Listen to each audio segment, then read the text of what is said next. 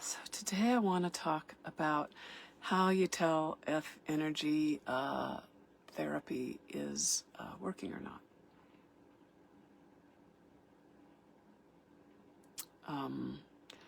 And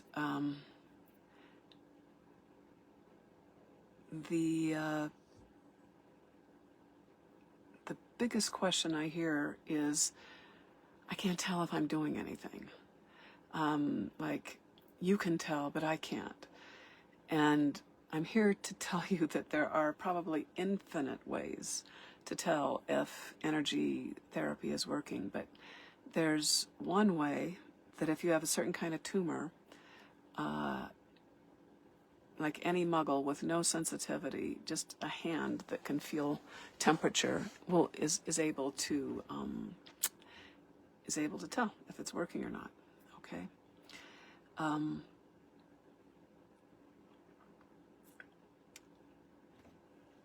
This I don't know why I'm fuddling right now. I guess I'm struggling because there are infinite ways to tell if there's a tumor, if a tumor or a cancer or a person is healing naturally. And as an acupuncturist, that's what I did for many, many years. I don't do acupuncture anymore. I guess I could, but that's not what I'm doing. And you don't have to know everything that I know. I can help you learn just a few. There's like 5 or 6 really common ways to tell if it's working or not. And so this one way is if the tumor cools down. Now, in order for this to be a sign, it has to be a hot tumor. And not all tumors are hot, or they're deep inside your body and you can't tell if they're hot, or there's so little that the heat they give off, you can't really tell. But if you have a tumor like the size of a walnut or a little bigger, for sure, and it's kind of superficial, like a breast tumor or skin cancer or something like that, usually there is some heat on it. And the heat comes and goes throughout the day, but often it's hotter than the other parts of the body. And so how do you do this? So let's pretend like my watch is a tumor, right? So you actually feel your body. So you feel the non-tumor part, you feel the tumor part, you go, oh, that's a little warm. You feel the non-tumor part, and you notice that there's a difference in the temperature over the tumor area. Okay, and that's your baseline. All right, so you're not trying to treat at this point, you're just gathering some information so that you can tell if after the end of a session if you did anything.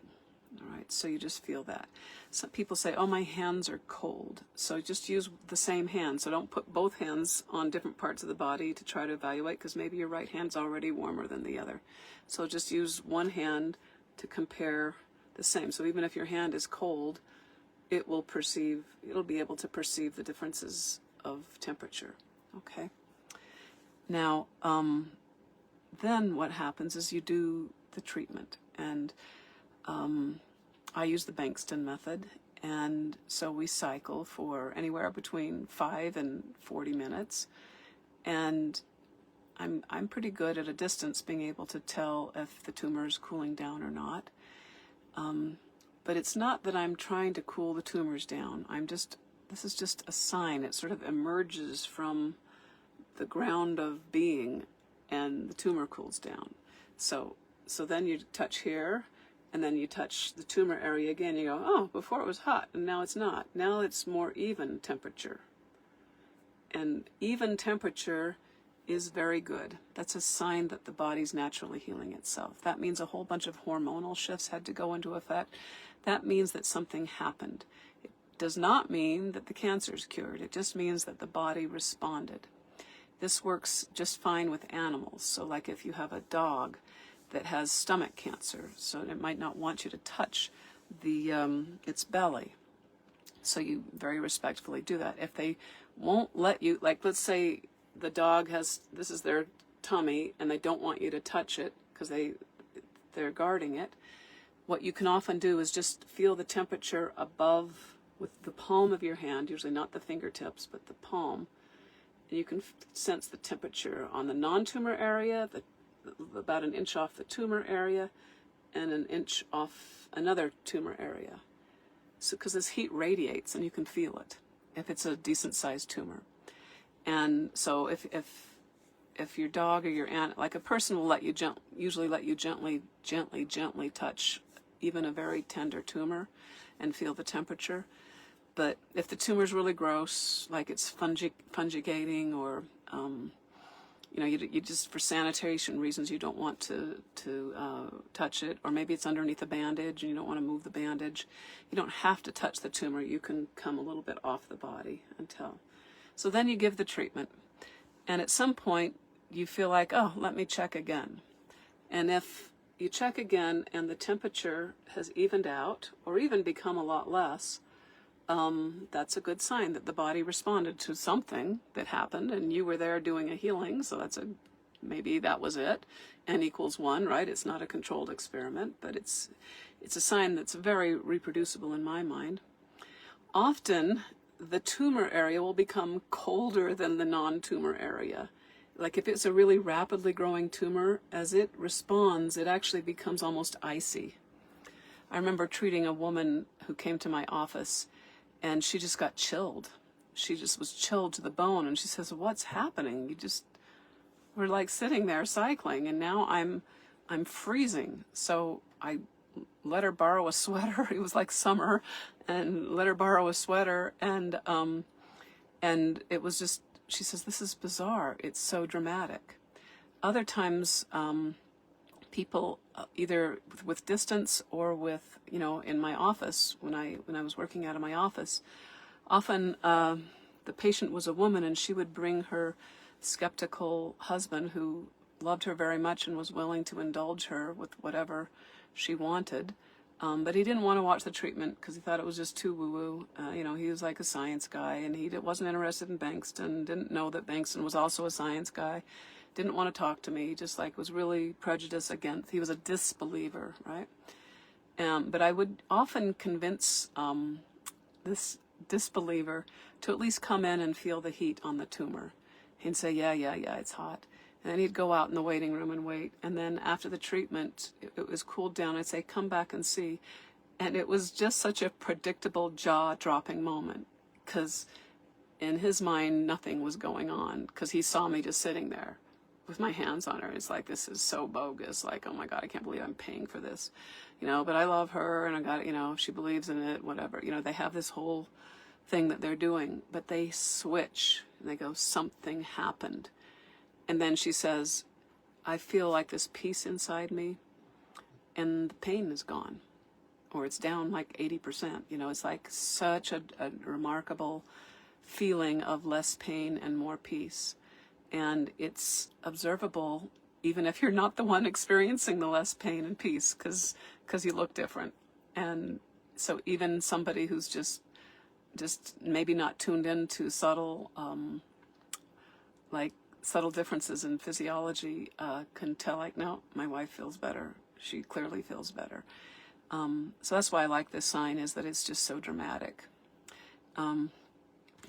So the other thing to do with animals, so you don't have to believe in this to have it work. You just cycle, and then the tumor cools down.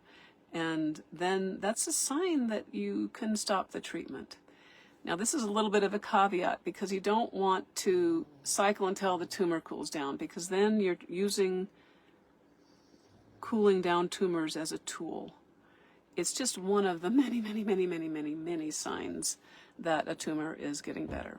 And it's just one of them. So you want to be neutral. You just give the treatment. If the tumor doesn't cool down, or maybe the tumor wasn't hot and it was so small that you couldn't really tell, then you look for other signs. And if you need help with that, that's what I'm here for. Because sometimes it's rather individual. And now you say, what if I have a blood tumor? What if I have like leukemia?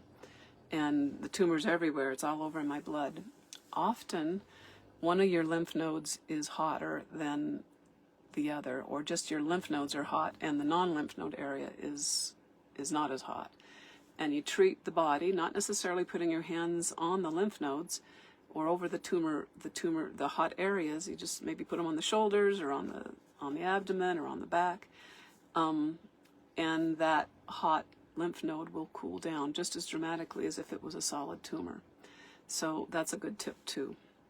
And what if you're treating a bird or a mouse, where it's a little harder to tell if the tumors are hot because they're small and they usually don't let you sit there and feel very, very long.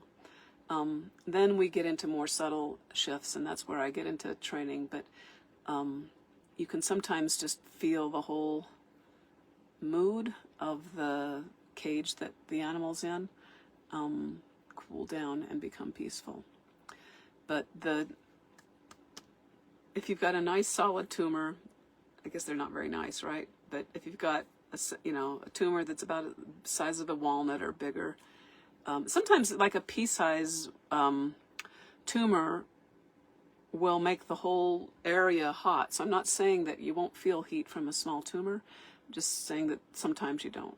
And I've noticed that very deep tumors, like sometimes pancreas or lung or deep ovarian, it's just deep, so you can't feel the heat of the tumor responding to the healing.